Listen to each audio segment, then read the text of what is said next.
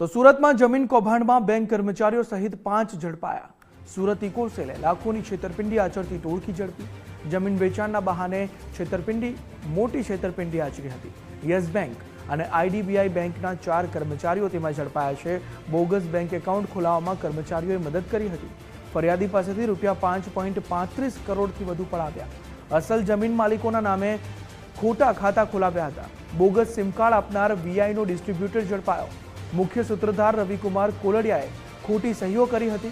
વિદેશમાં રહેતા અસલ જમીન માલિકોની ખોટી સહીઓ કરી ઉત્તરાણ પોલીસ સ્ટેશનમાં ગુનો નોંધી ઇકો સેલે હવે ધરપકડ કરી લીધી છે।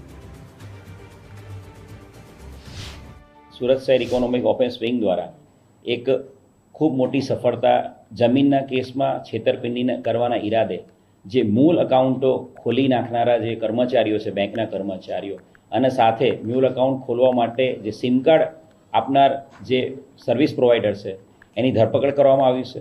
તે છતાં એ 3 જમીન માલિકોના યસ બેંક અંકલેશ્વર શાખામાં એકાઉન્ટ ખોલી નાખ્યા હતા અને એ એકાઉન્ટ ખોલવામાં જે યસ બેંકના એના કર્મચારીઓ છે એમણે મદદ કરી હતી અને ત્યારબાદ એ એકાઉન્ટોમાં એણે જે ફરિયાદી છે એની પાસેથી બેંક એકાઉન્ટમાં એણે પૈસા લીધા હતા, પૈસા જમા કરાવડાયા હતા।